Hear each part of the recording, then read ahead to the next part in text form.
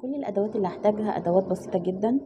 هحتاج انا هشتغل هنا بخيط قطن مصري متوسط السمك مع ابره مقاس 3.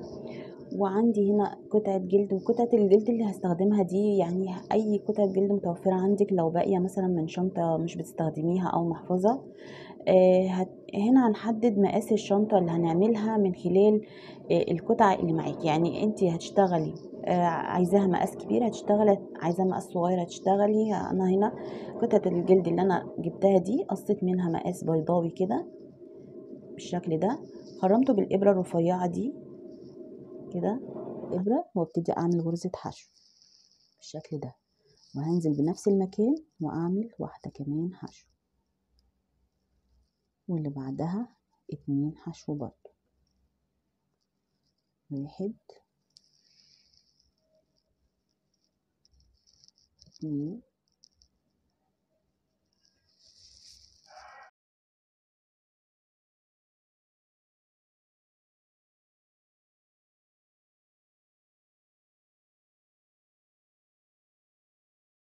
انا هشتغل على كل الدور كله ب2 حشو 2 حشو 2 حشو بالشكل ده. انا اشتغلت الدور كله زي ما قلت لحضراتكم 2 حشو في داخل كل جزء احنا كنا محددينه. اخر غرزة معايا اهي بشتغل فيها اخر 2 حشو، 1 2، وابتدي اقفل عند اول غرزة كده بمنزلقة بس كده. ده بيبقى شكلها. طبعا زي ما قلت لحضراتكم بتحددي مقاس الشنطة او الجراب او الحاجة اللي انت عايزة تشتغلي عليها نفس الشغل بتاعنا ده عن طريق القطعة الجلد اللي انت بتقطعيها بالمقاس اللي انت بقى عايزاه. يعني هي القطعة اللي انت بتحدديها للقاعدة دي هي دي اللي انت بتحددي مقاسها بحسب ما انت قطعتي. يعني مثلا زي ما قلت لحضراتكم دي كانت 8 سنتيمتر، انت عايزة تزوديها عن كده هتزودي براحتك، عايزة تنقصي. اذا انت الاساس بتاعك في القاعدة هو ده اللي بيحدد لك مقاس الشنطه اللي انت عايزاها، وعلى اساسها بتبتدي تطلعي معانا الشغل عادي خالص زي ما احنا هنبتدي دلوقتي. ومن هنا ابتدي اغير الابره، لان انا كنت قلت ان الابره الرفيعه دي علشان خاطر بس الشغل على الجلد بيبقى سهل. وبعد كده ابتدي اشتغل بالابره بتاعتي اللي انا يعني شايفه ان هي مناسبه للخيط نفسه اللي هي مقاس 3. ابتدي ارتفع ب1 2 سلسله، وبعد كده هبتدي انزل بغرزة نص عمود عند اول غرزة حشو تقابلني او اول غرزة تقابلك بقى عادي خالص. نص عمود على كل غرزة من غرز الحشو اللي احنا اشتغلناها. كل غرزة حشو اشتغلناها هنشتغل فوقيها غرزة النص عمود. وهشرح شكل غرزة النص عمود تاني. لفة خيط على الابرة كأني هشتغل عمود، ولكن هنزل بالشكل ده كده في غرزة الحشو اللي جاية واطلع بالخيط. هيبقى معايا على الابرة 3 حلقات لفة خيط، وبسحب من ال3 حلقات دي كلهم بالشكل ده، وهكررها تاني لفة خيط وعلى غرزة الحشو اللي بعدها اهي لفة خيط وبسحبها منهم كلهم، وهكذا لحد ما اوصل لنهاية السطر بنفس الخطوات دي. طبعا بدأ اول دوران يضم معايا كده لان انا مش عامله ولا تزايد ولا تناقص، والدوران التاني انا شغاله فيه اهو. طبعا عشان مش بعمل تزايد او تناقص، ماشيه الخطوات الغرزه بغرزتها اهو.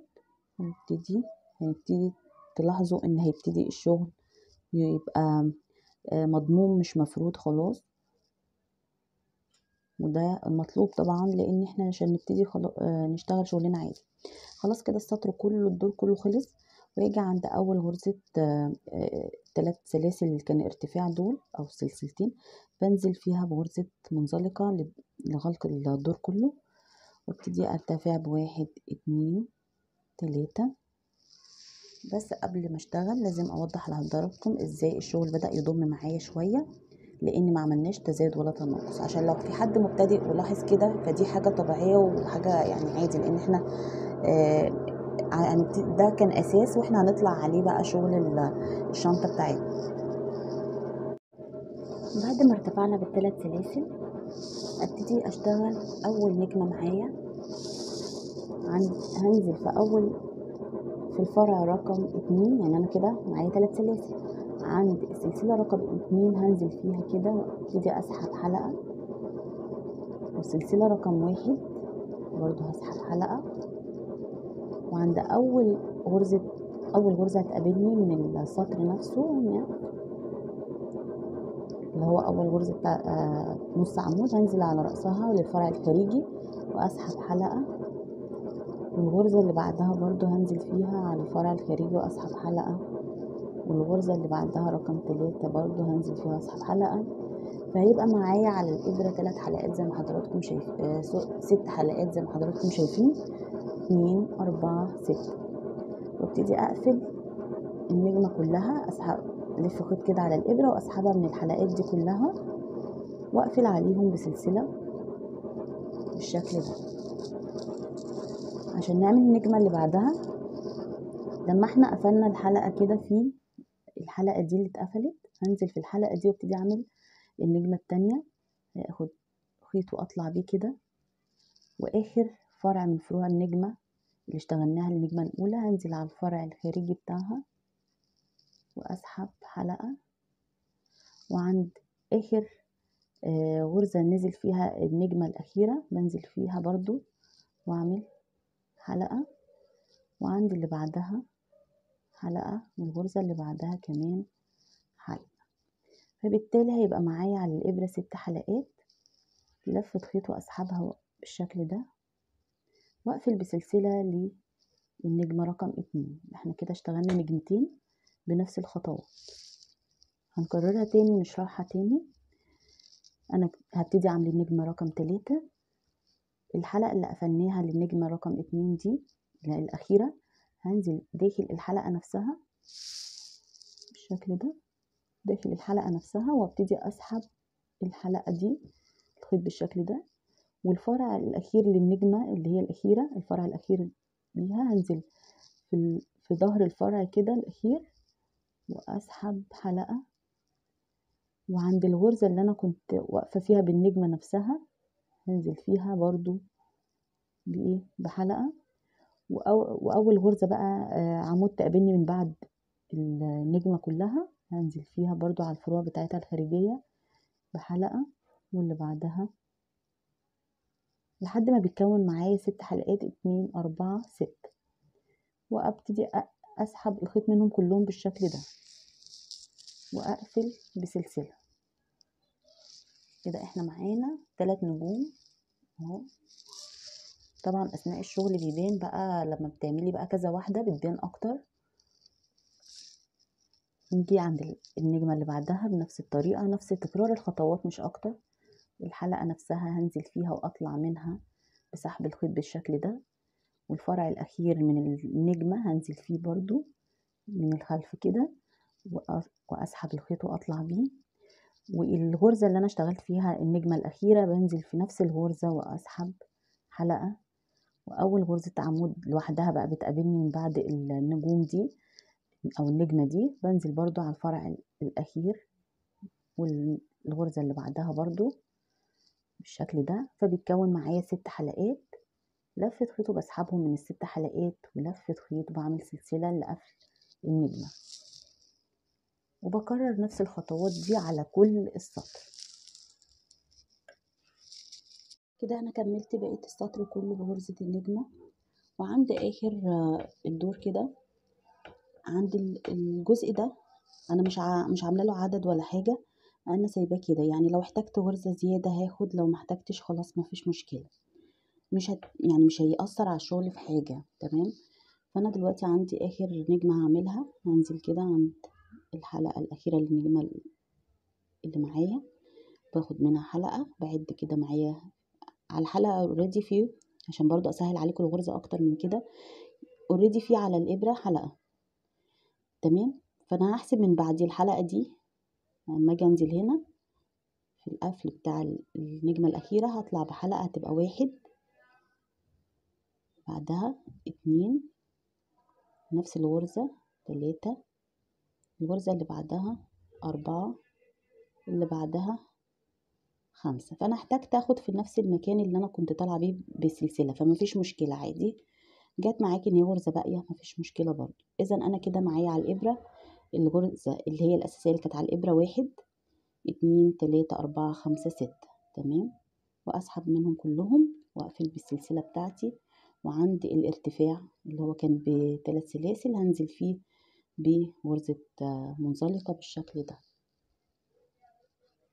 تمام كده، وابتدي اشتغل السطر اللي بعده. هرتفع ب 1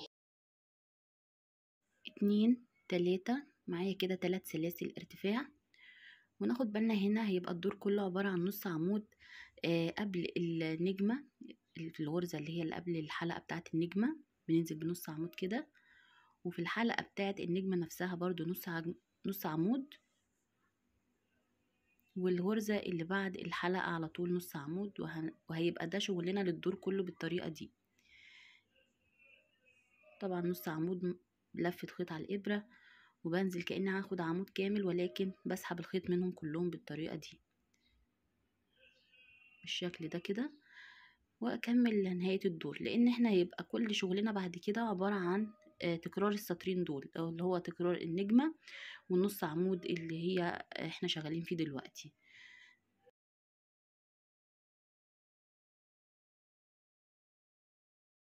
هاجي هنا خلاص معايا اخر غرزة معايا اهي، بنزل النص عمود بتاعي عادي خالص زي ما احنا ماشيين. اللي بعدها الغرزة اللي بعدها والحلقة اللي بتبقى بتاعة النجمة ننزل فيها، والحلقة اللي بعدها هي اوريدي اللي فيها الارتفاع ب3 سلاسل، فهنزل عند السلسلة رقم 3 وابتدي اقفل السطر بمنزلقة وارتفع 3 سلاسل 1 2 3. وهنبتدي نكرر السطر اللي هو رقم اللي قبل الاخير.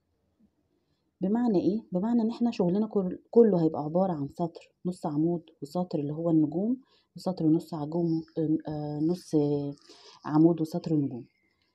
يبقى هنا هنبتدي نعمل بقى غرزة النجمة عند السلسلة رقم 2 بننزل فيها كده 1 حلقة، السلسلة رقم 1 بننزل بالحلقة رقم 2، وعند نفس الغرزة بننزل فيها بالحلقة رقم 3، والغرزة اللي بعدها حلقة رقم 4، واللي بعدها 5. وأوريدي كان معايا على الإبرة حلقة، إذا مجموع الحلقات كلها 6. لفة خيط وبنسحبها من كل الحلقات ونقفل النجمة بسلسلة. إذا أنا كده بكرر نفس خطوات السطر اللي قبل الأخير. بعد كده نبتدي ننزل في الحلقة اللي هي اللي اتقفلت دي ونعمل النجمة التانية. أول حلقة في آخر النجمة بننزل الحلقة التانية نفس الغرزة اللي اشتغلنا فيها النجمة الأخيرة، بننزل بالحلقة رقم 3، وأول غرزة معانا الحلقة رقم أو بقى عمود طبيعي واقف اهوت قدامنا بننزل فيه بغرزة رقم 4، واللي بعدها 5. بيبقى مجموع الحلقات 6 زي كل مرة، وبنقفل نسحب الخيط ونقفل بسلسلة. دلوقتي انا طلعت بنفس الخطوات والغرز لحد ما وصلت للطول اللي انا عايزاه، سواء تقيسي على طول موبايل او المقاس اللي انت حباه. تمام كده ده شكلها. واخر غرزة معايا انا ختمت طبعا بشكل الوردة، شكل الستار بغرزة اللي هي نص عمود اخر حاجة معايا.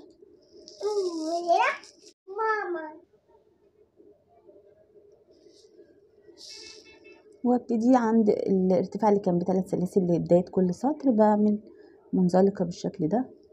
وهنا خلاص كده ده شكلها. هبتدي اعمل الايد بتاعتها.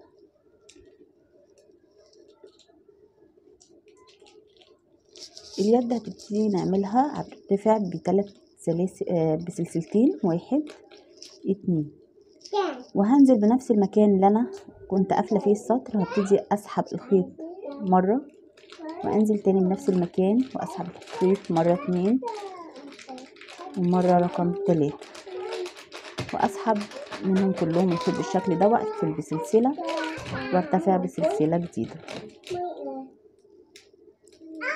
لفة خيط على الابرة بنزل على الغرزة اللي انا قفلت فيها بلفة خيط مرة في نفس المكان، 2 3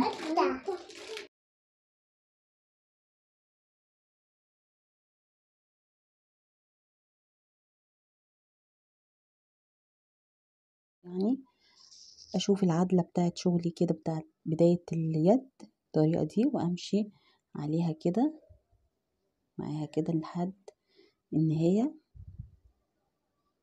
بالشكل ده. ده طرفها. ابتدي ان انا اقص جزء من الخيط كده لما اوصل لخلاص مقاس المطلوب، بقصه كده واقفل الشغل خالص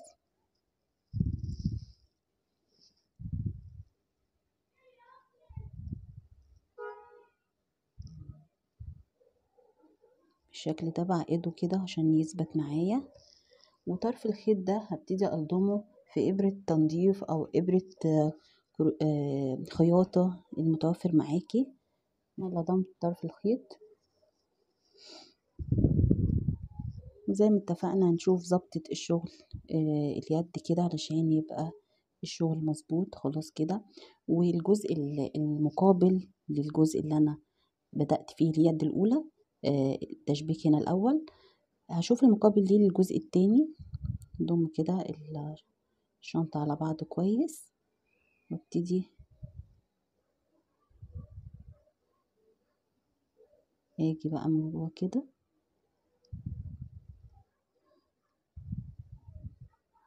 الشكل ده كده كده، الجزئين مقابلين لبعض. ابتدي بقى اشبك كأني بخيط سراج عادية خالص لتشبيك الايد بالشكل ده. ابتدي كده اروح واجي على الخيط بالطريقة دي كده. ده بيكون شكلها في اللبس، طبعا شكلها كمان جميل جدا.